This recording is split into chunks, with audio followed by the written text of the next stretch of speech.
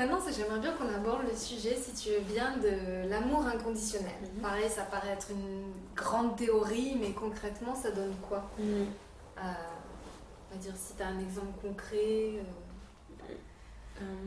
qui te vient. Pour moi, Mère Teresa, par exemple. Mère Teresa, c'est de la dévotion, Mère Teresa. Oui, tout à fait, mais c'était véritablement de l'amour inconditionnel. Ou Jésus, c'est pareil. C'est qu'il ne voulait pas voir... Il ne voyait que le Christ en l'autre, en fait. Donc il ne voyait que la véritable nature en l'autre. Il voyait au-delà de la forme des choses, au-delà des erreurs, pour voir la vérité de l'être que nous sommes, en fait. Et tu ne peux voir ça et tu ne peux vivre ça que de la reconnaissance de ta véritable nature. Ça ne veut pas dire essayer d'aimer tout le monde de la même façon. Ça ne veut pas dire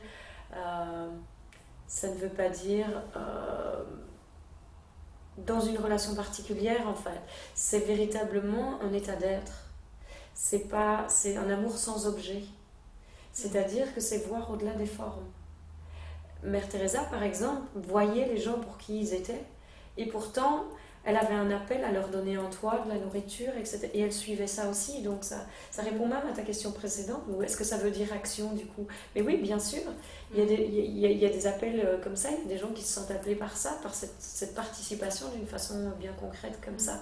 Et c'est vrai qu'elle a fait, enfin je ne la connais pas personnellement, hein, Mère Teresa, mais on va dire qu'elle a fait des actions par un élan d'amour. Ce qui n'est pas la même chose qu'un élan de révolte ou de colère. Exactement, et c'est ça toute la différence en fait. Ouais. Cet amour inconditionnel, c'est la reconnaissance de notre véritable nature et de cet espace. Pour moi, c'est bien plus que le calme en fait. C'est vraiment, il y a un mouvement de compassion, de pure compassion qui est là, que tu ne peux pas retenir, qui se donne en permanence en fait. Il y a comme un espace de... qui est action ou qui n'est pas action en fait, ça se donne et ça se partage et c'est inévitable en fait, c'est pas contenable. C'est vraiment ça mon expérience et ça n'a pas de forme, ça n'a pas d'objet. C'est pas j'aime ça ou cette personne me donne cet amour, il n'y a pas d'objet. Tu te rends compte que même aimer l'autre, c'est au-delà d'aimer l'autre. C'est reconnaître l'autre dans sa véritable nature, c'est au-delà de l'action d'aimer l'amour inconditionnel. Et justement, parce que souvent, ça veut dire que ça souvent quand on entend amour inconditionnel, là tu es en train de décrire autrement, mais l'automatisme qu'on a, c'est de voir l'amour du couple, tu vois, l'amour de nos parents, mais vraiment des gens qu'on a sélectionnés en fait.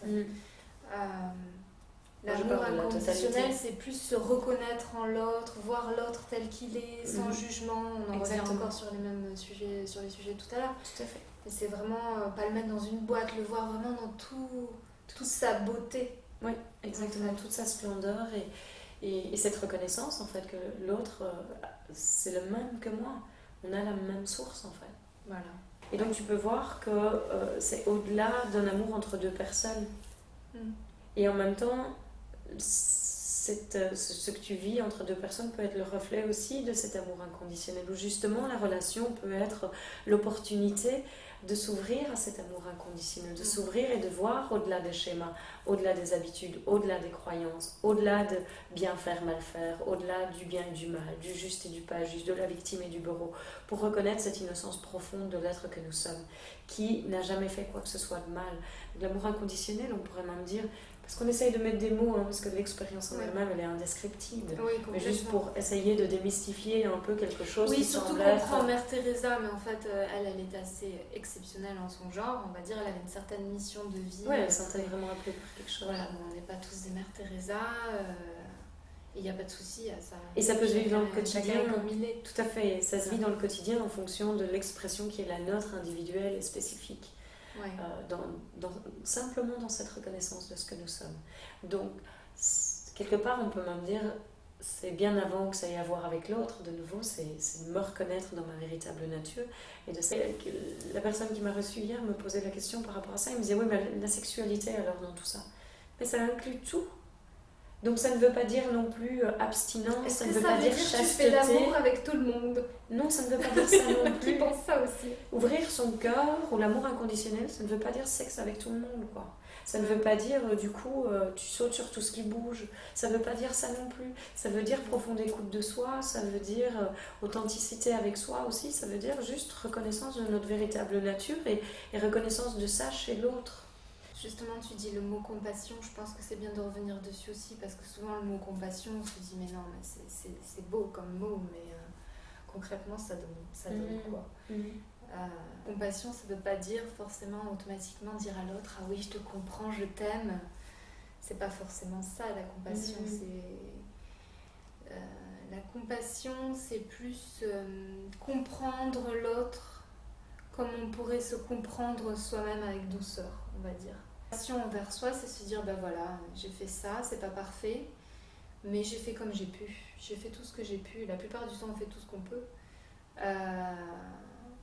Et j'accepte des choses comme ça, je m'aime quand même. Voilà, ça, c'est de la compassion envers soi et c'est de l'amour inconditionnel. Parce qu'il n'y a pas une condition de ah ben alors, parce que j'ai été excellent là-dedans, je veux bien m'aimer, mais sinon là j'ai fait une erreur donc je m'aime moins. Donc c'est ça, l'amour inconditionnel avec soi. Et avec l'autre, donc c'est pareil. C'est vraiment se reconnaître dans sa véritable nature. De nouveau, on va en revenir à ça pour tout, parce que c'est ça qui change toute la vie, en fait. C'est la réponse à toutes les questions, c'est la réponse à tous les mots, c'est la réponse à tous les problèmes qu'on semble avoir. C'est se reconnaître dans sa véritable nature, c'est se reconnaître dans cet amour inconditionnel, et c'est s'offrir de vivre ça à chaque instant.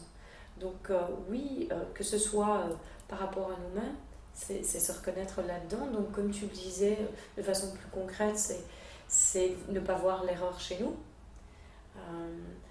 C'est vraiment s'offrir cette douceur, cette pleine acceptation de c'est ça que je vis là maintenant. Et puis parce que c'est ça que je vis là maintenant et c'est ça qui s'est passé, ça pouvait pas être différent. Parce que rien de ce qui s'est passé peut jamais être différent. Par contre, tu peux t'arrêter dans cette douceur, tu peux t'arrêter et regarder à ce qui s'est passé, et tu peux faire tiens, j'ai plus envie de vivre ça en fait. Et tu peux choisir de changer les choses alors. Tu peux regarder ce qui se passe en toi et choisir de faire. Mais oui, c'est cette profonde douceur d'être en fait. Et tu peux offrir la même chose à tout le monde. C'est-à-dire accueillir l'autre dans l'émotion qui est présente, mais pas pour autant voir qu'il y a un problème avec l'autre, pas pour autant voir l'autre comme une victime, mais le voir dans... il a aussi la capacité à chaque instant de se reconnaître dans sa véritable nature.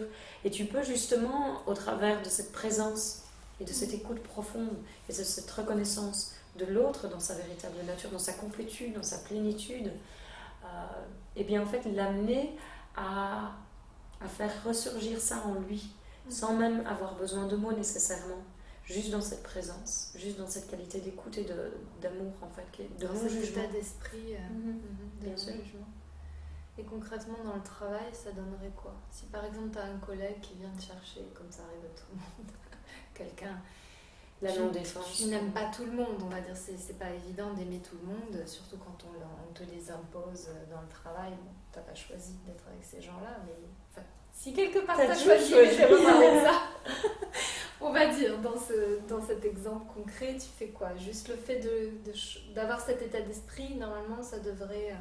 déjà, désamorcer les choses. Si tu es dans cet état d'esprit, si tu es connecté à toi, déjà tu vas pas vivre des choses comme ça. Ça ne va pas te venir en fait. Donc que ça se passe dans ta vie, ça va venir te montrer que tu es déconnecté.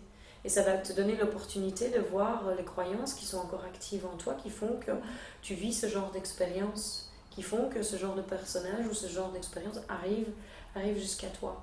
Et te montrer que tu t'aimes encore pas assez. Mais te montrer que dans l'instant, en tout cas, où tu vis ça et tu vis la frustration, tu n'es pas connecté à toi. Et donc c'est l'opportunité de juste arrêter. Et puis pour moi, vraiment, ce qui me venait quand tu parlais, c'était la non-défense. Il n'y a rien à défendre.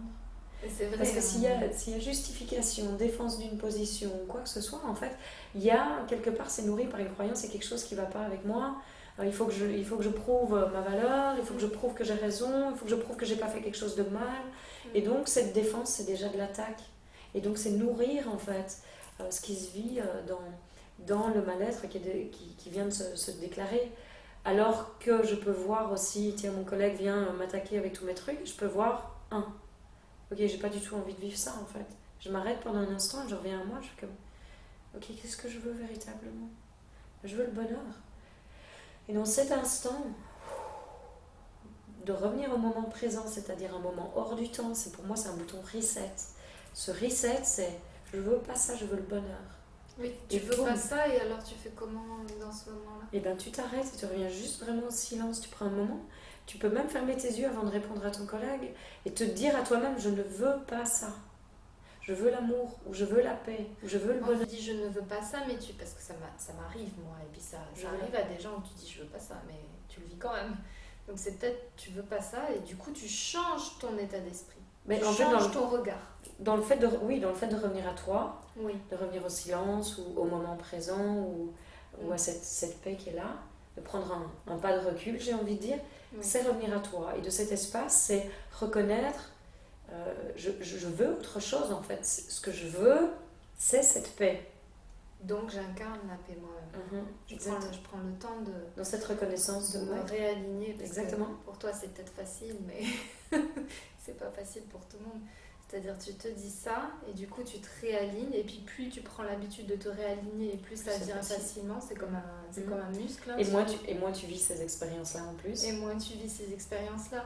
C'est sûr que dans l'absolu, quand tu es complètement reconnecté, comme tu dis, tu ne vis pas ça, puisque c'est tout le temps la vie qui te montre des choses de toi, de ce que tu as en toi. Et ça veut dire qu'en même temps, ce qui se passe, c'est que tu peux avoir des expériences comme ça qui arrivent à toi, mais il n'y a rien qui réagit en fait. Il n'y a que cette non-défense, il n'y a que ce non-jugement, il n'y a que cet amour inconditionnel qui est présent. Et en fait, dans cet espace-là, le fait qu'il n'y ait pas de défense, ce qui se passe, c'est que les défenses de l'autre, du coup, tombent. Et s'il y avait un désir de défendre quelque chose, d'attaquer, ça tombe. Oui, parce que finalement, peut-être l'autre, si ça vient te chercher, c'est parce qu'il t'a renvoyé que tu n'étais pas assez bien, ou par exemple. Par exemple. Et en fait, tu t'es mis cette condition toi-même dans ta tête de, par exemple, de te dire que tu n'étais pas assez bien sur ci ou ça. Et du coup, tu as provoqué cette situation où quelqu'un vient te le dire. C'est ça? Exactement, oui, tout à fait. Mais ce qui se passe alors, c'est que tu vois, en plus, non seulement tu vois que c'est pour toi et que tu peux vraiment tout changer, mais en plus, tu peux aussi voir que quelque part, l'autre, de toute façon, à travers ce qu'il vivait, tout ce qu'il cherchait véritablement, c'était aussi la connexion à lui. Si tu crois qu'il cherche une réponse, si tu crois qu'il cherche le conflit, si tu crois qu'il te cherche toi, alors toi tu es déconnecté et tu vas nourrir ça. Mais si tu peux voir que tout ce qu'il cherche à travers son action, c'est l'amour inconditionnel, c'est lui-même, c'est la connexion à lui, eh bien tu vas voir que le fait de toi te reconnecter à toi, et donc d'oser, parce que les gens évidemment ils vont pas nécessairement toujours le faire, mais oser t'arrêter et prendre un moment de silence. Parce que tu le fais pour toi et tu le fais pour lui et tu le fais pour l'univers entier en fait. Tu donnes la véritable réponse à ce qui se passait. C'est la solution au problème qui n'existait pas, parce que dans l'instant où tu te reconnectes à toi, tu vois que ça change en fait, ça se réaligne et du coup tu vois il n'y avait pas de problème.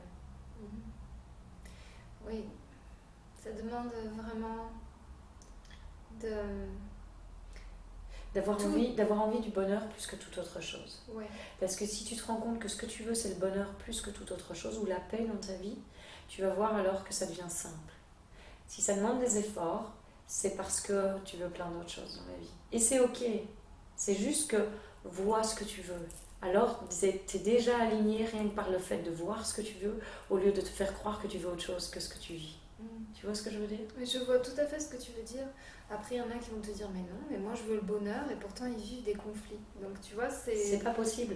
Parce que si véritablement on veut le bonheur, à une intensité que les gens perçoivent peut-être pas quand ils disent ça. Quand vraiment les gens veulent le bonheur, ils vivent le bonheur. Si on vit autre chose que le bonheur, c'est que dans l'instant, au plus profond de nous-mêmes, on veut tous le bonheur.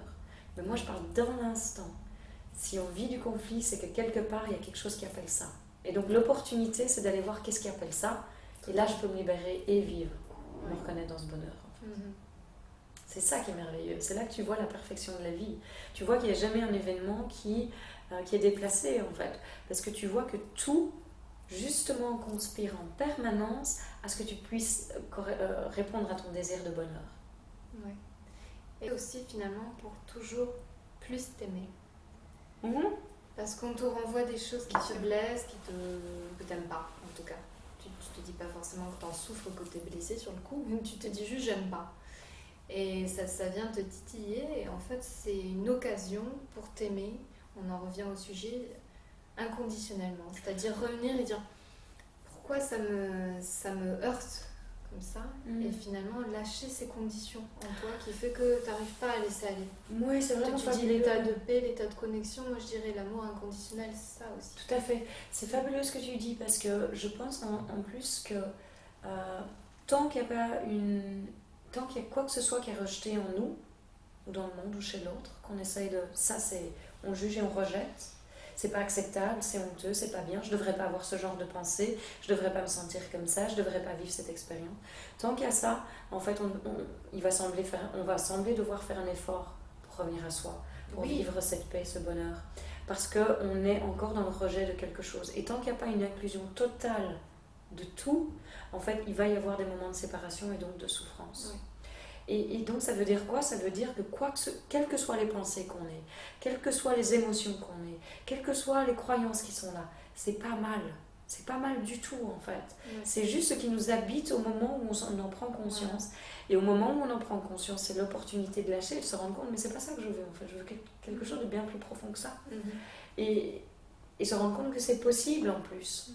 Et ça, je pense que c'est véritablement important parce que, par exemple, on parlait... de sexualité, où on parlait de jugement, eh bien il y a énormément de jugement, de culpabilité et tout ça. Et l'opportunité, l'amour inconditionnel, c'est l'opportunité de voir tout ça, tout ce qu'on a toujours fait dans la vie, au travers des yeux de cette plus profonde innocence qu'on est déjà. Et c'est ça le pardon ultime en fait. C'est reconnaître qu'il n'y a jamais eu d'erreur, reconnaître qu'il n'y a aucune pensée qui est coupable, qui est tout est insane. Voilà. C'est juste, ça fait partie de la totalité. Et quand tout peut être vu sans jugement, eh bien alors c'est ça le bonheur en fait. Et c'est ça la constance aussi. Ce qui fait que c'est pas constant, c'est justement ce qui fait qu'il y a des va-et-vient, c'est qu'il y a des croyances qui sont là, c'est qu'il y a du jugement, c'est qu'il y a croyance que ça devrait être différent. Et ce que j'aimerais, c'est que les gens se rendent compte que c'est possible. C'est juste un état d'esprit en fait. Bon alors c'est facile à dire, hein, mais ça se fait de... Il suffit juste de se dire, voilà, j'ai envie que ça change, qu'au fur et à mesure, ça va dans ce sens-là. Bien sûr. Hein, après, ça se fait petit à petit, c'est le jeu de la vie qui fait que de toute façon, on va tomber dans des situations pour justement avancer dans ce chemin-là de reconnexion, de s'aimer soi de manière inconditionnelle. Les enfants ne s'aiment pas dans des conditions, c'est vrai, au départ. Je dis bien au départ, parce qu'après ça change vite, le fait d'avoir autour d'eux des gens qui les aiment mais qui les mettent dans des cases. Tata, tu vois, là t'étais bien, là t'étais pas bien, là t'es... Voilà, donc ils apprennent ça, mais à la base, on est dans cet amour inconditionnel. Oui, on est cet amour inconditionnel. Ouais, bien sûr. Cette vie, cette pleine vie en soi. Oui, tout à fait, ce pétillement permanent, oui. Ouais, carrément. Merci.